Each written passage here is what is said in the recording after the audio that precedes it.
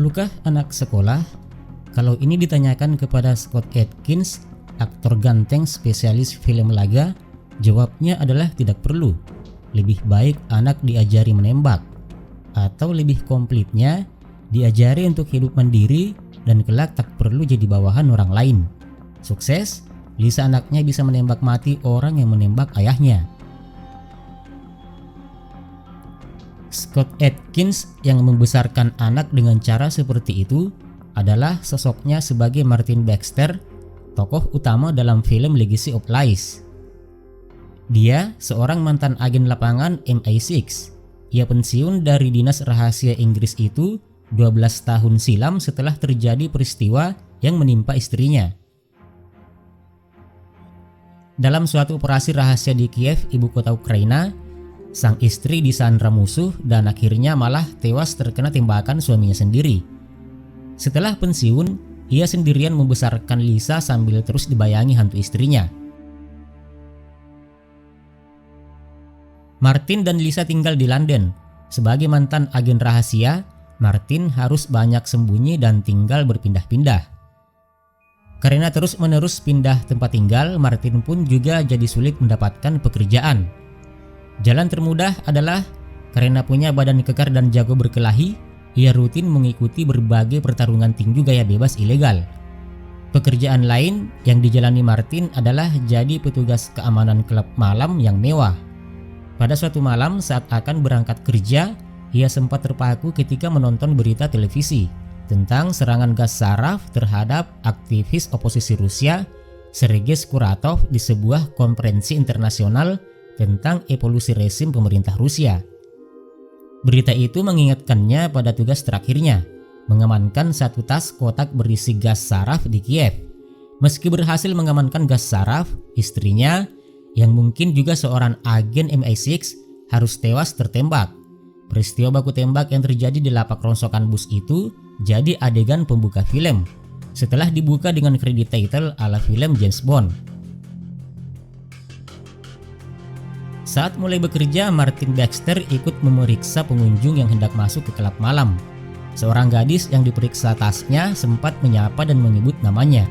Usai pemeriksaan, dompet gadis itu tertinggal di meja periksa. Ia membuka dompet dan menemukan kartu bertuliskan nama pemiliknya, Sasha Stepanenko. Beres dengan urusan jaga pintu masuk, Martin mendatangi Sasha dan mengembalikan dompetnya. Sasha bilang ia sengaja menjatuhkannya agar bisa bicara dengan Martin. Ia lantas mengungkap jati dirinya, putri wartawan yang jadi teman Martin semasa menjadi wartawan di Kiev. Martin dulu adalah agen MI6 yang menyamar sebagai wartawan saat bertugas di Kiev, tapi Sasha tidak pernah tahu. Maksud kedatangan Sasha dari Kiev ke London sederhana saja. Ayahnya dibunuh sekelompok orang Rusia yang menghendaki file rahasia yang dicuri ayahnya. Sebagaimana sang ayah, Sasha juga wartawan. Ia ingin mendapatkan file rahasia itu dan mempubliskannya. File itu disimpan di safe deposit di sebuah bank di Kiev dan Sasha sudah punya akses legal ke bank itu. Yang jadi masalah, sang ayah berpesan kalau file disimpan di dalam kotak berpassword. Dan yang tahu passwordnya hanyalah sahabat dekatnya, Martin Baxter. Usai Sasha bercerita, sekelompok pria bersenjata muncul dan terlihat akan menimbaki Sasha. Martin melihat dan segera menyelamatkan Sasha. Baku tembak dan perkelahian pun terjadi di klub malam. Keesokan harinya saat akan masuk mobilnya, Martin dipukul hingga pingsan oleh orang tak dikenal. Ia terbangun di sebuah lapangan tembak indoor dan terikat di kursi. Muncullah Tetiana yang ternyata pimpinan kelompok bersenjata Rusia yang menyerang Sasha di klub malam. Perempuan Rusia ini mengetok jari Martin dengan palu setiap kali Martin tak mau mengungkap di mana file milik ayah Sasha berada. Dan tak cuma file, Tetiana juga menginginkan kotak Novichok, gas saraf buatan Rusia, yang dulu diambil Martin di Kiev dan diyakini sekaligus jadi tempat penyimpanan file. Mereka akhirnya sepakat Martin diberi waktu 24 jam untuk mendapatkan file dan kotak gas itu. Jika tidak, Lisa yang sudah disandra akan dihabisi. Martin pun kemudian pergi ke apartemen Sasha dan bisa berjumpa dengannya. Keduanya lantas menyusun rencana aksi yang simpel. mencari password untuk membuka kotak penyimpanan dan kemudian datang ke bank. Masalahnya, Martin merasa tak pernah diberitahu tentang password dan tak tahu kemana harus mencarinya. Setelah merenung sejenak, ia ingat ada tulisan pada kemasan pembungkus kotak Novichok dan ia yakin itu passwordnya. Ini artinya mereka harus melihat rekaman video kejadian di Kiev. Yang punya rekaman kejadian itu adalah CIA. Walhasil, markas rahasia CIA di London pun disatroni. Martin harus menodongkan pistol untuk memaksa staf IT CIA untuk mengakses video peristiwa 12 tahun lalu. Berhasil kabur, Martin dan Sasha lantas mencoba mengurai sandi yang ada di gambar bungkus file. Sayangnya upaya itu gagal karena sistem enkripsi gambar itu sudah diubah CIA. Di markasnya, Trevor menanyakan apa yang dicari Martin. Anak buahnya menunjukkan gambar bungkus file dan Trevor tahu cara mengurai enkripsinya. Sasha dan Martin lantas terbang ke Kiev. Tak lupa ia memberitahu Tatiana yang sudah akrab dengan Lisa dan sedang asik bersama-sama main tebak-tebakan pertandingan tinju agar menyusul ke Kiev dengan membawa Lisa. Martin dan Sasha akhirnya pergi ke bank di ibu kota negara pecahan Uni Soviet itu. Setelah yakin mobil yang membuntuti mereka juga sudah tiba di bank, Sasha segera masuk ke bank sendirian.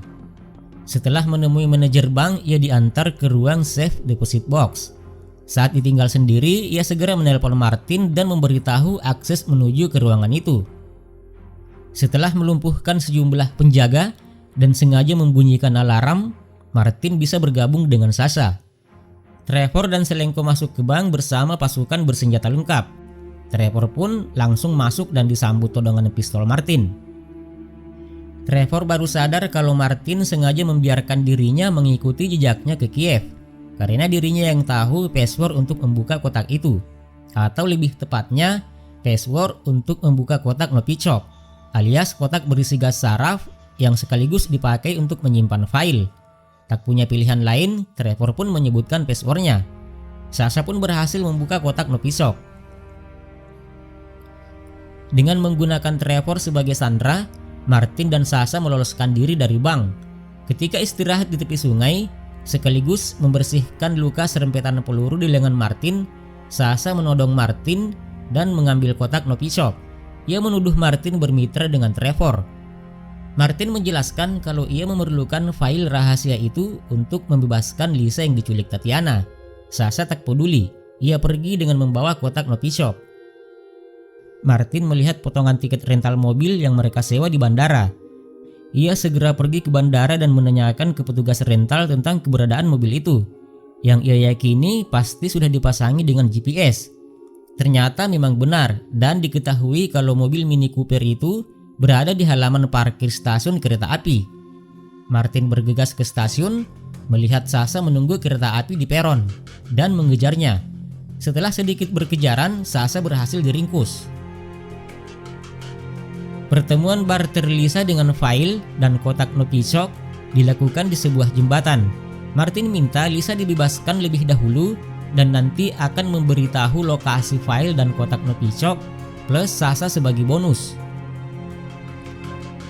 Sebagai bukti kalau ia memiliki semua itu, Martin menunjukkan tayangan langsung video di ponsel bergambar keberadaan Novichok dan Sasha. Lisa pun dibebaskan. Tapi Tatiana yang sempat percaya akhirnya tahu kalau tayangan video itu hanya rekaman. Anak buahnya berusaha menembak Martin tapi lebih dahulu ditembak oleh Sasha yang datang dari arah belakang. Baku tembak pun terjadi dan berhenti setelah Sasha diringkus Tatiana. Tatiana mengancam menembak Sasha jika Martin tak menyerahkan kotak Novichok. Tak punya pilihan lain, Martin menyerahkan kotak itu. Apesnya Tatiana langsung menembaknya. Martin tergeletak dan tak berkutik. Ketika akan lanjut menembak Sasha, Lisa lebih dulu menembak Tatiana. Saat itulah terdengar mobil polisi berdatangan.